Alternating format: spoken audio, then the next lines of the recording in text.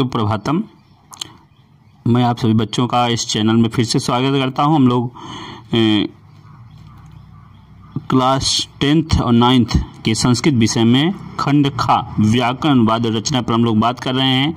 इसी क्रम में पहले क्लास में हम लोगों ने प्रत्याहारों का सामान्य परिचय पढ़ा, हम लोगों ने पढ़ा और दूसरे क्लास में अब हम लोग प्रत्याहारों का सामान्य परिचय 2 देखेंगे। इसके पहले हम लोगों ने महेश्वर सूत्र को पढ़ा और वर्ण विचार पढ़ रहे थे, उसी में हम लोगों ने स्वर वर्ण को पढ़ा था। अब यहाँ से आज से हम अभी से व्यंजन वर्ण देखिए। इसके पहले हम लोगों ने क्या क्या पढ़ा था?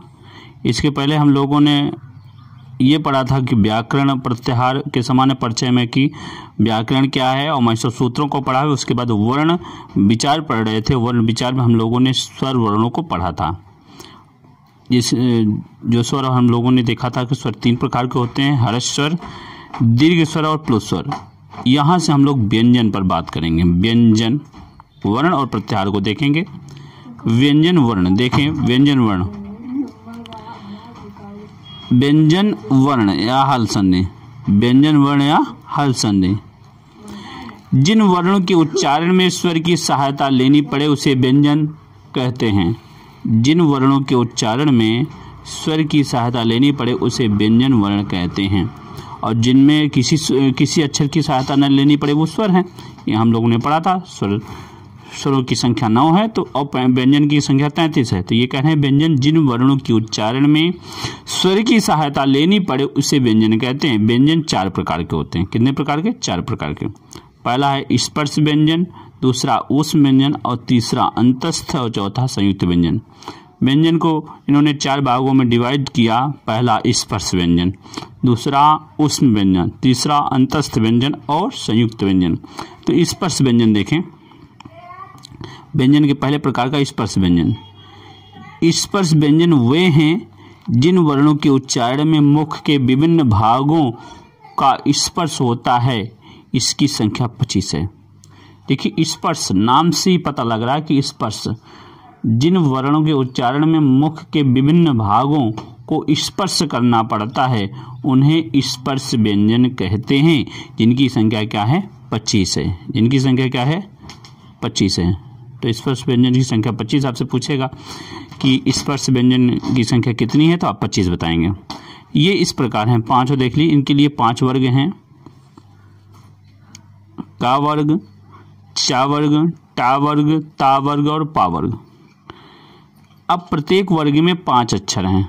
जैसे का वर्ग में है का, खा, गा, घा, गंगा।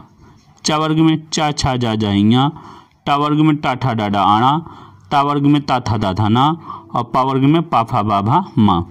तो टोटल 5 वर्ग और 5 प्रत्येक वर्ग में 5 अक्षर। टोटल कितने हो गए? 25 अक्षर। कितने हो गए? 25 अक्षर।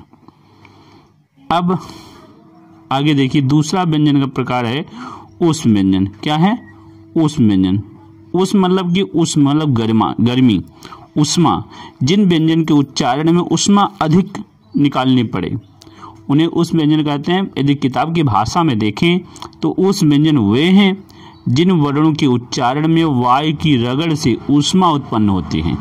इनकी संख्या 4 है। क्या कितनी है? 4 है। वो हैं षा, चा, सा, हा, तालव्य सा, मूर्धन्य सा, दंत सकार और हा। उस व्यंजन कितने हैं? 4। षा, सा, सा, हा, षा, सा, सा, हा। ये 4 उस व्यंजन है और स्पर्श व्यंजन 25 है। और इसके बाद हम लोग देखते हैं अंतस्थ और संयुक्त व्यंजन भी देख लें। देखिए, तीसरा व्यंजन का प्रकार देख लें। तीसरा व्यंजन का प्रकार है अंतस्थ व्यंजन। इनकी संख्या भी 4 है। वो हैं या, रा, ला, वा। अंतस्थ व्यंजन कितने हैं? 4 है। या, रा, ला, वा। फिर है संयुक्त व्यंजन। चौथा प्रकार है संयुक्त व्यंजन।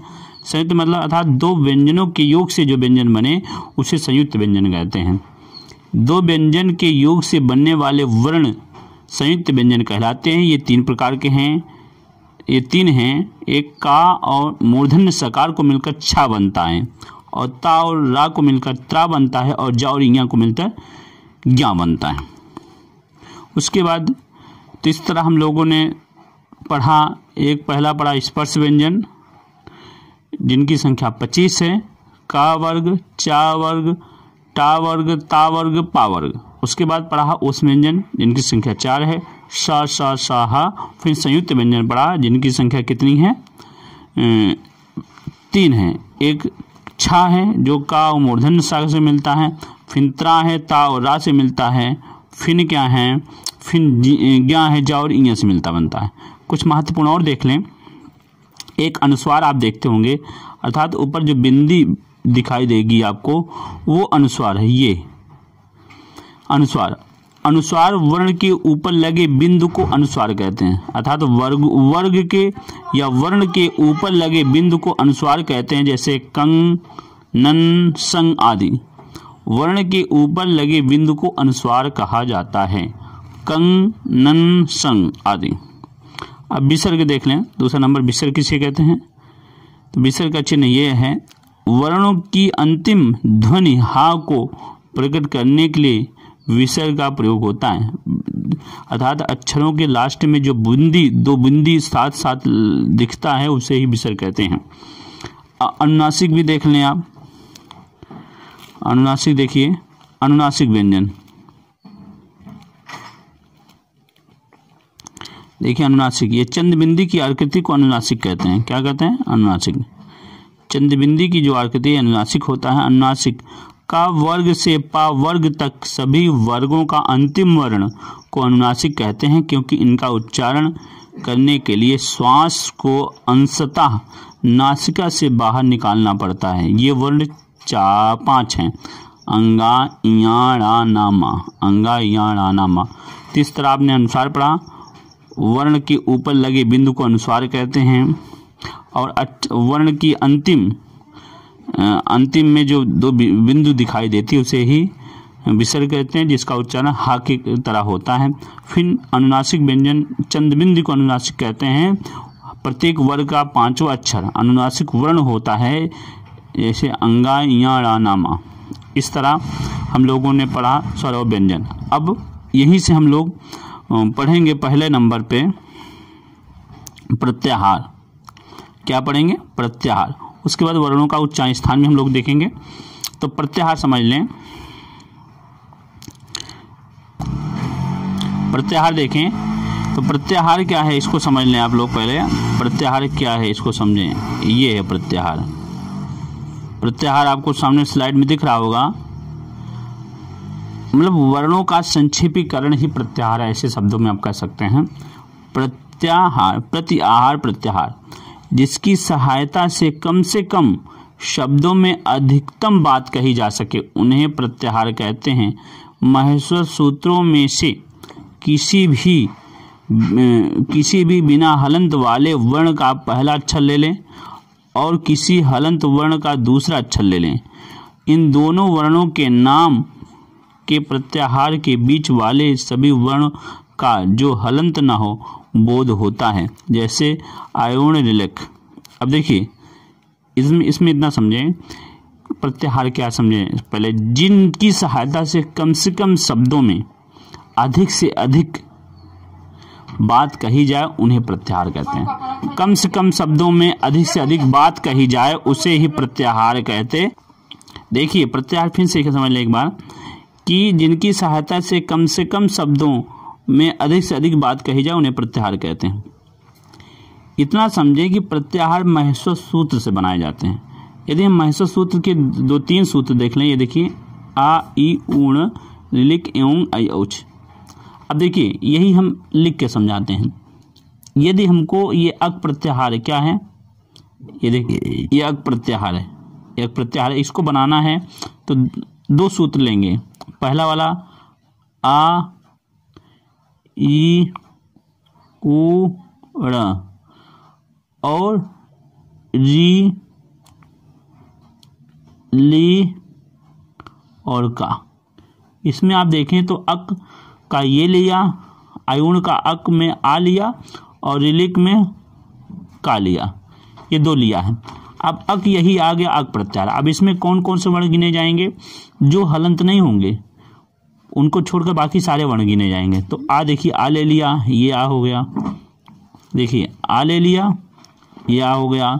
फिर ई ले लिया, ये ई हो गया। फिर देखिए ऊ ले लिया, ये ऊ हो गया। फिर री ले लिया, ये री ले लिया। फिर ली ले लिया, ये ली हो गया। इस तरह अक प्रत्याहार में आ ई ऊ री ली, लेकिन जो है जो हलंत वर्ण णा था ये छोड़ दिया गया। यही है प्रत्याहार। अब उसी तरह आप देख सकते हैं अच प्रत्याहार भी देख लीजिए। इसमें भी हलंत वर्ण आप छोड़ दें, यदि हलंत वर्ण छोड़ दें तो आ ई ऊ री ली ए ओ आई औ इतने अक्षर 9 अक्षर आ जाएंगे। इसीलिए अच में संपूर्ण स्वर आ जाते हैं, इसलिए अच प्रत्याहार को स्वर भी कहते हैं। क्या कहते हैं? स्वर। अब समझ लीजिए इस तरह प्रत्याहार समझिए कि वर्णों का संक्षेपीकरण, मतलब अच में हमको 9 यदि अक्षर गिनना हो तो अच कह देंगे, काम हो जाएगा। इस तरह प्रत्याहारों की संख्या पाणिनि महोदय ने, जो हमारे व्याकरण आदि व्याकरणाचार्य, उन्होंने 42 संख्या बनाई, जो इस प्रकार है। पहला प्रत्याहार है अच, अक, आ ई ऊ री ली। ये 2018 में पूछा गया था। उसके बाद दूसरा प्रत्याहार है अच, आ ई ऊ री ली ए ओ आई औ। ये 4 सूत्रों से बनता है, इसमें संपूर्ण स्वर आ जाते हैं। ये भी 2018 की परीक्षा में पूछा गया, दूसरे यूपी बोर्ड की परीक्षा में। फिर आया अट, अट प्रत्याहार भी देख लें, आ ई ऊ री ली ए ओ आई औ, हा या वाला। तो इस तरह उसी तरह अण प्रत्याहार। फिर अण प्रत्याहार, अण प्रत्याहार में 2 है, एक आयुण पहले सूत्र से बनता है, एक छठे सूत्र से बनता है। उसी तरह अम प्रत्याहार, ये देख लीजिए। इसी तरह आप यदि प्रत्याहार देखते जाएंगे तो आपको 42 प्रत्याहार मिलेंगे। कितने मिलेंगे? 42 प्रत्याहार। तो ये 10 प्रत्याहार आप क्रम से मैं पढ़ दे रहा हूँ, आप देख लें। ये अक प्रत्याहार, अच, अट, अण, उ अण, अम, अल। अश, अल को ध्यान देने योग्य बात है, अल में संपूर्ण व्यंजन वर्ण आ जाते हैं और अच में संपूर्ण स्वर आ जाते हैं। फिर इक प्रत्याहार, फिर इच, इण, उक, ये प्रत्याहार है। 12 प्रत्याहार इधर हो गए। अब आगे के प्रत्याहार हम लोग देखें और प्रत्याहार भी देख लें आप लोग। फिर 13वां है इंग, एच, एच, खर, खय, खर, डम, चय, चर, छव, जस, झय, झर, झल, झस, झस और वश। ये 28 प्रत्याहार हो गए। और प्रत्याहार भी देखें। अब देखिए क्रम से 29वां प्रत्याहार है। देखिए 29वां प्रत्याहार है भस, भा, घा, ढा, धा। फिर मय है, माँ, अंगाड़ाना, ये सब प्रत्याहार आ जाते हैं मय में। फिर इया प्रत्याहार, यण प्रत्याहार, यण में अंतस्थ आ जाता है, या वाराला, ये अंतस्थ व्यंजन है। का प्रत्याहार यण है। फिर उसी तरह यम प्रत्याहार, यई प्रत्याहार, यर प्रत्याहार, रल प्रत्याहार और वल प्रत्याहार, वश प्रत्याहार, शर प्रत्याहार, सल प्रत्याहार। सल प्रत्याहार में संपूर्ण उस व्यंजन आ जाते हैं, सा, सा, सहा। उसके बाद हल प्रत्याहार, हल प्रत्याहार में संपूर्ण व्यंजन आता है, 33 व्यंजन आता है। उसके बाद लास्ट प्रत्याहार है हर्ष प्रत्याहार।